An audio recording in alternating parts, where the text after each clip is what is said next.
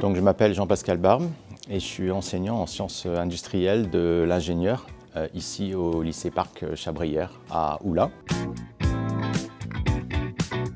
Donc, le lycée Parc Chabrière à Oulin, il a une longue histoire. Il y a un établissement de formation ici depuis bientôt 100 ans, à l'époque en lien avec le technicentre de la SNCF à Oulin, et à l'époque avec des garçons. Et aujourd'hui, l'établissement que vous voyez, il résulte d'une restructuration de 5 ans, très importante. Et donc on est aujourd'hui dans un établissement très moderne, bien équipé et tout à fait capable de dispenser ce qu'on attend de lui, par 150 professeurs et 1500 élèves et étudiants, puisqu'il y a des BTS tertiaires et aussi des BTS industriels. Donc j'enseigne en BTS maintenance des systèmes sous deux options, l'option système de production et l'option énergétique et fluidique. Et aujourd'hui exclusivement à ce niveau-là, que ce soit en formation scolaire ou bien par apprentissage. Donc la maintenance, c'est le fait de tout faire pour pouvoir exploiter un bien de production, une machine, au maximum de ses capacités quand on en a besoin. Il faut qu'elle soit disponible et au top de sa forme. Et donc il y a des interventions à faire avant une éventuelle panne. C'est ce qu'on appelle la maintenance préventive.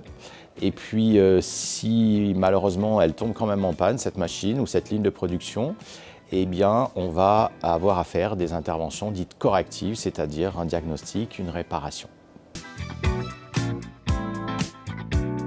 Et donc on accède à une formation de maintenance industrielle de différentes manières, mais la majorité de nos étudiants viennent de la filière MELEC ou MSPC, donc de maintenance déjà, ou bien du bac STI 2D pour bénéficier au mieux de cette formation. Mais on en a aussi à la marge quelques-uns qui viennent de toute autre filière et on essaye de les mettre à niveau le plus rapidement possible. Alors les compétences pour quelqu'un qui fait de la maintenance, eh bien, c'est du sens pratique, de l'organisation et aussi le goût de travailler avec des industriels et dans ce milieu-là, il faut aussi être curieux de ce qui se passe dans l'industrie en ce moment.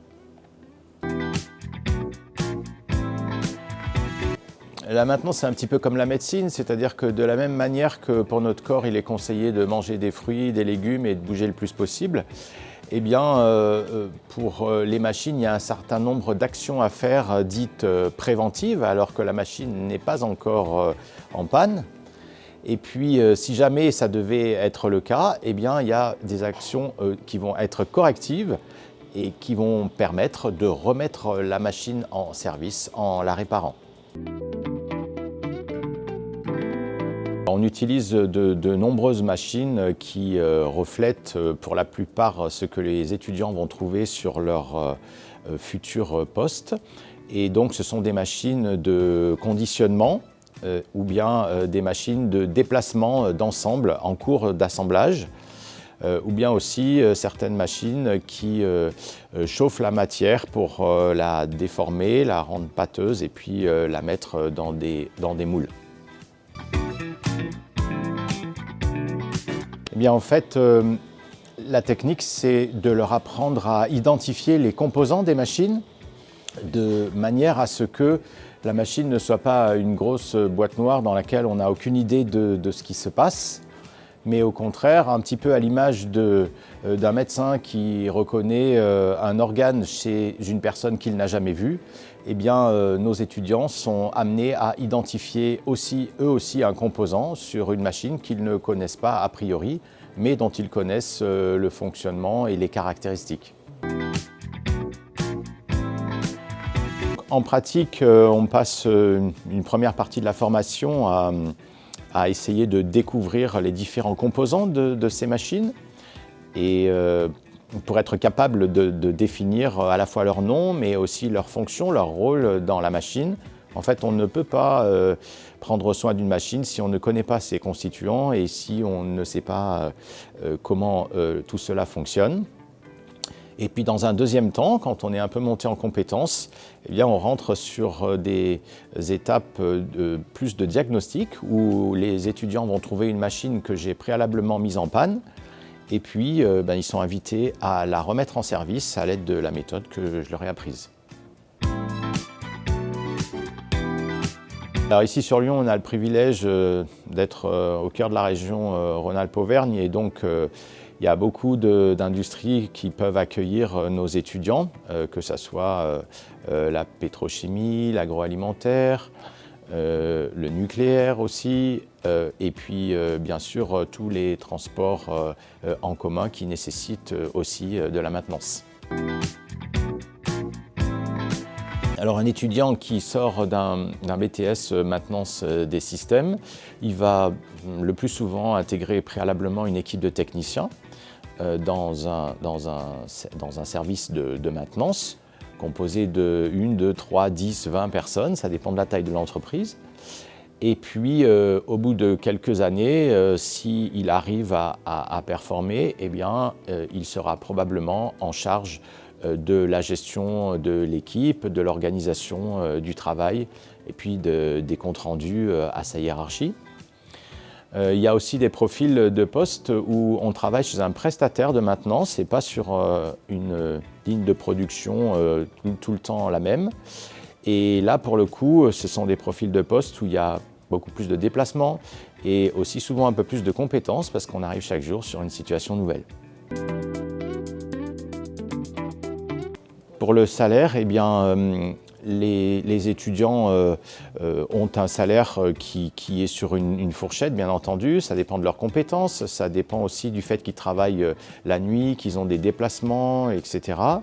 Mais certains d'entre eux peuvent obtenir un salaire net supérieur à 2 000 € dès le premier emploi. Le cliché de la maintenance dans le grand public, c'est que c'est salissant et que c'est dévalorisant. En fait, ce n'est pas tout à fait ce que je rencontre sur le terrain, où les industriels ou les responsables des services ont de plus en plus conscience de l'intérêt de la maintenance pour la bonne gestion de l'entreprise et la disponibilité du moyen de production. Si on parle d'intelligence artificielle et de maintenance, eh bien, nous, notre caractéristique, c'est qu'en utilisant des capteurs connectés, on a de plus en plus de data qui remontent sur des espaces de stockage. Et la difficulté, c'est de les traiter et d'en prendre compte. Et donc, dans ce cadre-là, l'intelligence artificielle est pertinente. Et puis, on espère aussi un jour qu'elle sera une vraie aide pour le diagnostic de systèmes de plus en plus complexes pour accélérer ces diagnostics et revenir à une disponibilité plus importante de nos machines. En fait, la maintenance, elle est directement concernée par le respect des enjeux environnementaux et le souci de cela, parce que, eh bien, elle permet le plus souvent de diminuer la consommation énergétique, elle permet de ne remplacer les pièces d'usure que lorsque c'est vraiment nécessaire. Et puis, elle permet aussi de faire en sorte que la machine soit plus disponible pendant le temps pendant lequel on compte sur elle.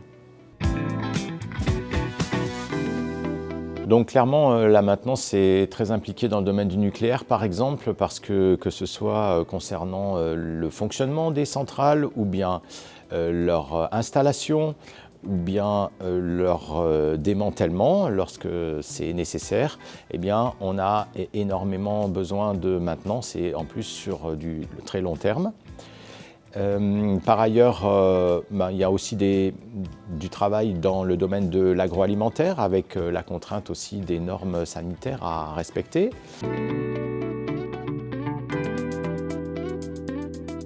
Alors, si tu as envie de travailler dans le domaine de la maintenance, eh bien, je te conseille de te renseigner auprès de tes amis, ta famille, auprès des personnes qui sont techniciens, ingénieurs, responsables d'entreprise et qui travaillent dans ce type de domaine. C'est bien aussi de regarder les sites spécialisés pour savoir eh bien, de quoi on parle aujourd'hui dans l'industrie.